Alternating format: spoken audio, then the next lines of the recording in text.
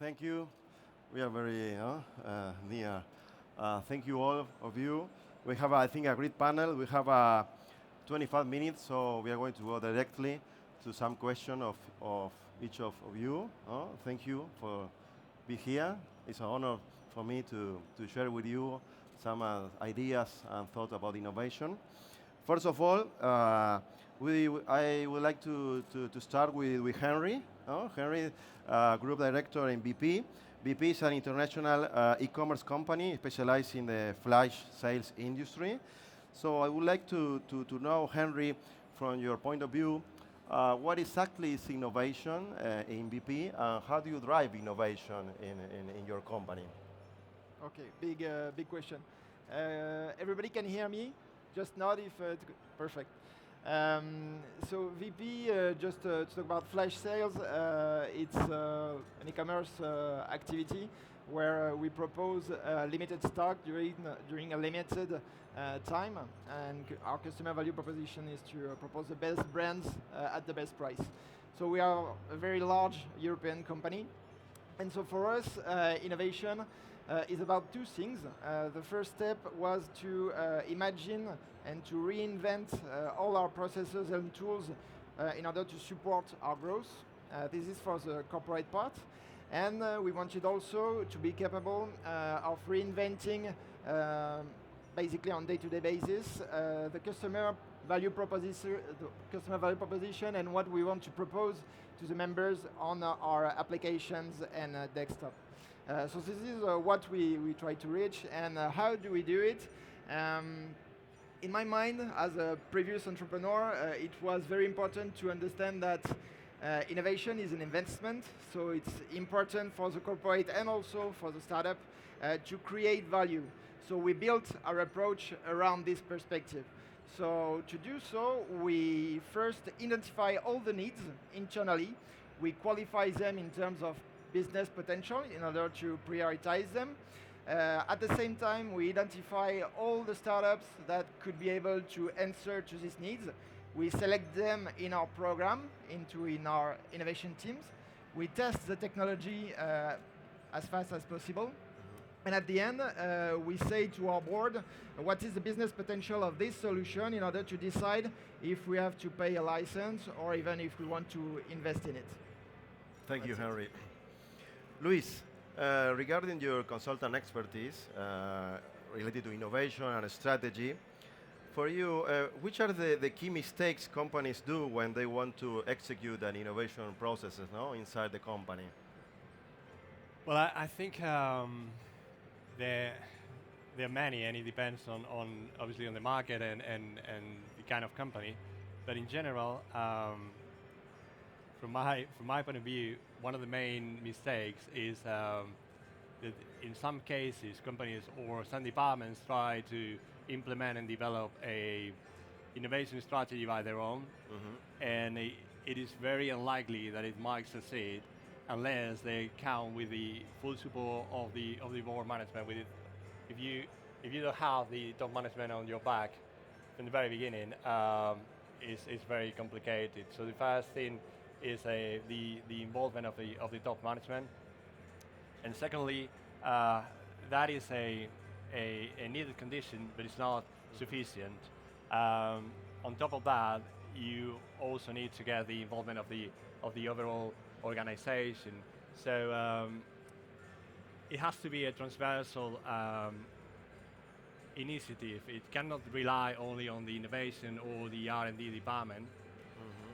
It doesn't work like that. If the rest of the company is not supporting and is not involved in the overall innovation process, it's again quite unlikely that it might succeed.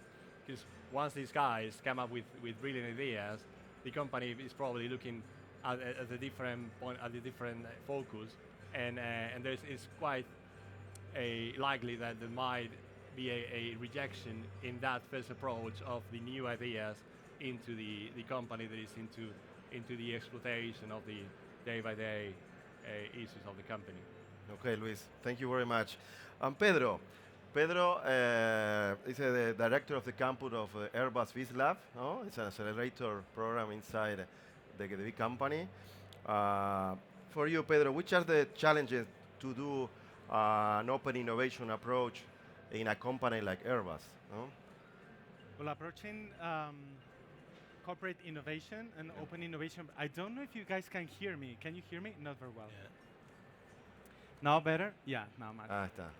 Thank you.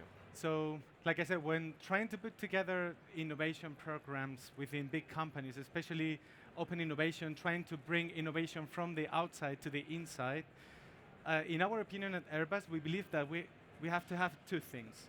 First is to be really close to the strategy of your company, so you guys get to know what the teams are doing and what they're willing to do.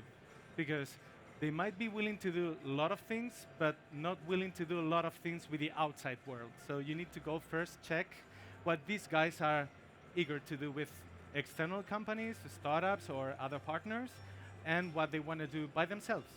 That's one thing, really important. And second thing is have a strong team that really can translate all this internal corporate language into something that the external partners can understand, so that the communication is fluent and we can get an agreement on what are the kind of topics we can work together. If we don't have that language, if we don't have that knowledge, what is interesting for the teams to work outside, the magic won't come. Yeah. Thank you, Pedro. Thank you very much. Maria Luisa from Adif, no? A state-owned company here. First of all, I would like to know how is your experience or the experience of your team driving innovation in a state-owned company, no? Like Adif. Well, yes, it's true that Adif is a state-owned company, but I think the most important characteristic of Adif is that we are the railway infrastructure managers. And as you know, railway is a quite technified sector. So a lot of different technologies are all together in a railway system. So for us, innovation is not an option. Okay. It's absolute necessity, because we have to be improving and taking continuously the best state of art in all our technologies, because once they are incorporated in the company, in the railway system, they must work together. They are not technologies that can work isolated. So to make sure that they work all together properly is absolutely necessary for us to be in continuous innovation. Thank you, Maria Luisa. Thank you very much. Are you hearing very well? Or okay. I would like to with Henry, for example, what did you learn about the innovation processes, no? In the way you are executing, how you measure innovation, no? In Veepee. We learned a lot. Maybe the most important thing that we learn, I often try to say that innovation approach into the corporate is a kind of mirror of your organization. You always see the best part, and you always see the bad ones. And maybe the central things we learned is the necessity to have methodology and the right mindset. The methodology is to understand that you always have to answer a need. This is very common, at least in the tech companies, to a little bit forget the target rather than testing new fancy technology. So it's very important to always know why we are doing things and what value creation we want to reach. And for the mindset, maybe the most important part is the humility. The humility to say I don't know. The humility to say, okay, my job is going to change because this is the market, because of course the numbers show me that if I compare myself to artificial intelligence, of course there is no debate and we have to change things. And I think this is the most important part, and we always try to invite all the employees to have this mindset. But I could speak a lot about what we discovered, but the most important thing is focus on value creation and humility. Okay, and the value creation is measured by it's very easy, because we never start a project without knowing what are the KPI we are going to follow in order to evaluate if it's successful or not. So in terms of productivity, it's pretty easy. We improve margin, and in terms of action who have an impact on the user experience, we follow the incremental turnover. So we are capable of proposing at least a standard vision of a business unit where we have costs and we generate value, and we are pretty profitable. Also, thank you. Sorry, Luis, as a founder of Madrinnovation, it's a virtually company incorporated in Madrid to work with things like strategy, innovation, execution, and open innovation also. Which are the key points to take care everybody in order to drive innovation culture inside the organization? Huh? Well, on top of trying to avoid the mistakes that I already mentioned, so whenever you try to create something new and you identify the subject of that innovation, it's also very important to identify not only the stakeholders, but even all the departments that might have any interaction with that innovation in any stage of the process, during the innovation or as a user or as some support even within the company. So it's very important to take them on board and make them be part of the team that is going to innovate from the very beginning, because doing that provides you with a couple of reinforcements that are very interesting.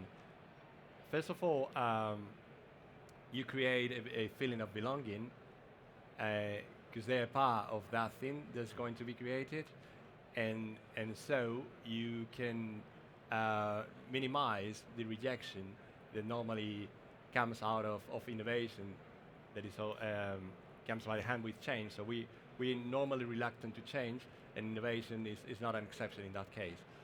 So when you involve all these stakeholders, then you minimize that. And if you really succeed in that involvement, you can even make them to become evangelizers of your idea. So it's not that they already make a buy-in of the idea, but they also sell it to the rest of the company and the rest of the departments. And if you can go one step further and play or use or implement an open innovation strategy, you can also take advantage of the rest of capabilities, skills, and knowledge that are already surrounding the company, and you, if you manage to as well to involve them from the very beginning, then the potential and the efficiency of your innovation is exponential. So it's much more likely that you succeed, given that the natural result of innovation is failure. Yeah. But there are mechanisms that can help you to minimize and reduce the percentage of failure. Thank you very much, Luis, for your point of view. Pedro, regarding open innovation, no? You are integrating the open innovation with startups and entrepreneurs very well. How is the role of the customer in all of the open innovation process, the client and the customer? Well, this role is key. Mm-hmm. So, like you said, in our accelerator, we have both startups and entrepreneurs. So Airbus employees who have an idea on another business opportunities for Airbus. So we help them, like if we are helping the startups. So from the very beginning, these guys from Airbus, they need to have a sponsor. So someone that says, okay, I'm interested in investing on this, because we really believe that this is going to be another interesting business for us. With the startups, we try to engage a sponsor even during the selection process. So these guys at the selection, they will meet experts and relevant people who can push their project throughout the whole acceleration program, and at the end they will become the sponsors of that technology, of that value proposition within Airbus. It's key. If we don't have customers, we cannot innovate. At the end, the whole purpose of all this, right, is to either create revenues and new sales, or create savings so that we become more efficient.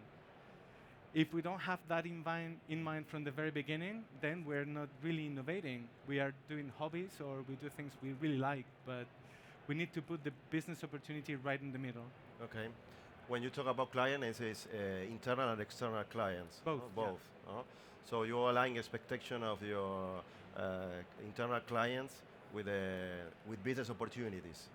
It has to be that way. If you work with the startups, you cannot make them work just with you. Okay. Otherwise, they will just financially collapse.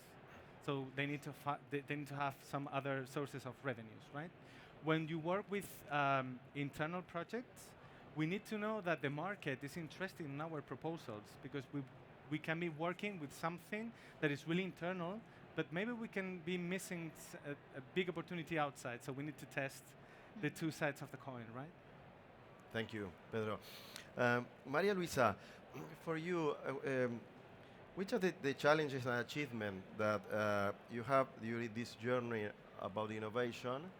And the other, if you let me, is what do you think, which kind of role we need in the near future related to the entire ecosystem, including governments and all state companies, to boost the innovation ecosystem regionally, across countries? Well, starting for your first question, challenges and achievements, we have at this moment a program in Adif and Adif High Speed, both companies, and a strategic plan for 2030. In this plan, we have three very important pillars. First of them is safety and security for all the railway system. Second is sustainability. For us, is so important, and well, one of the advantages of railways is that it is very sustainable from the point of view of environment as a transport.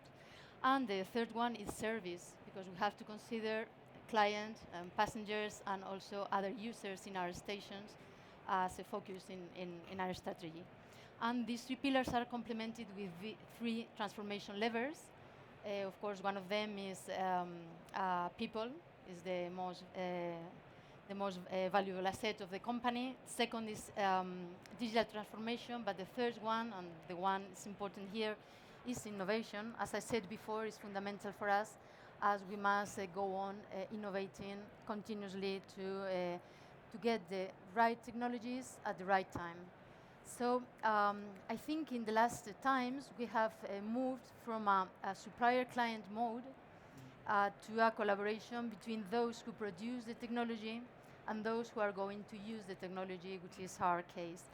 So we don't want to be just looking at what is on the market or waiting for people coming to us to show different products or possible solutions. What we are starting to do in our company is we identify the needs and we call it innovation challenges. We publish them on our website, so you can enter in www.adif.es and open a consultation period so that all technologies can propose a solution. Then we have, I think, a quite complete process inside to select and to see if that possible solution could fit us. And in that case, we can go to an implementation, but as we are a state-owned company, of course, after a bidding process. So I think it's important for you to know that it is called a prior market consultation under the Public Sector Contracts Act, that of course applies to Adif and Adif High Speed. But even though we have those limits, we could say, I think we are really profiting the moment to promote innovation and to become, in fact, as a technology integrator, an important part of all the ecosystem, innovation ecosystem. Thank you, Maria Luisa. An open question for all of you. We can say we can innovate in a business model, on a product, on process, for example. We need a lot of things, but we need skills, we need culture. Regarding your point of view, which skills we need to get outside the process of the innovation? One or two skills. It's about the don'ts, no? What do you think? Which skill you chose? You say, this skill, I don't want to have these people with this skill in this process of innovation. Can we choose only one? Only one. Well, I really don't think we should, dismiss any skill. It's just a question of mindset. Okay. So it's not like we don't have to count on, I don't know, lawyers or economists or engineers, but we need to think that we don't have to have any limit in our minds. Okay. That's a good thing. We have a blank paper right in front of us, and we have some pencils, pens, colors, and everything, and we just start depicting the future. No limits. Okay. Then we will see after we try, after we test, how these things look like at the end, but we have to come up with something that is really inclusive. This is a new Everybody. mindset. Exactly. No? So something related with the old mindset, we have to take care, no, how to change it.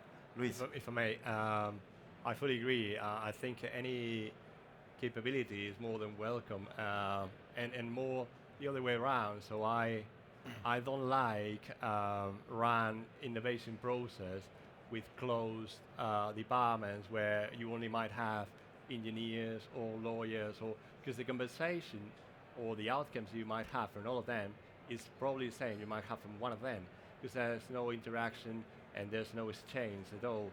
So, and they most likely in general share the same understanding, and they have their own perspective from the work they do and from the way they see the world. And that's the opposite from what we're looking for at innovation. So any capability is more than welcome. Innovation is not only for the smartest people or for engineers or for physicians.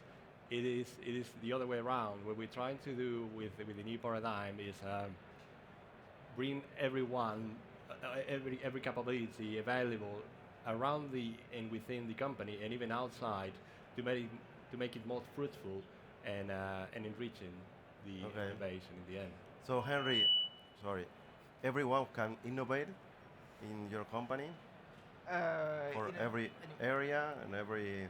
Yeah, anyone can, but it's not what happens. So maybe if I have to pick one element that I would love to find in every employee, it should be ownership.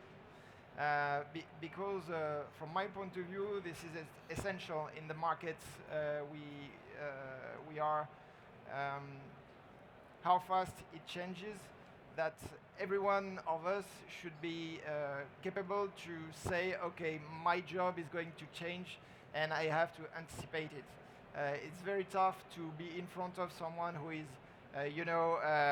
defending its position, whatever you can show him in terms of competition, in terms of solution. So for me, the ownership and the humility to say, okay, my job is going to change and this is my responsibility to disrupt the way I'm doing things in order to be efficient and in order to be value creating for the company. This is essential. I could say that my job is going to disappear if I do the things well. Because at that time I concentrate the innovation approach, but my purpose is to distribute the methodology in order that the product are autonomous and they are capable of doing things by themselves. And as soon as we are in this position, I have no job anymore, but I will have succeeded. So I will find other things to do. Thank you, Henry. Thank you very much. We have 10 seconds. Two questions, very, very quickly. Answer is, where is the big challenge? In the creation, in the prototyping process, or the execution process of innovation? What do you think? One.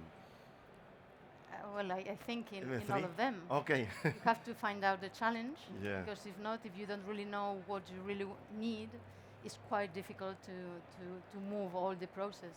Okay. But I think all of them are quite important. And going back to the last question you did, I wanted to say that, of course, there is a innovation department in Adif, but we are promoting a competition for all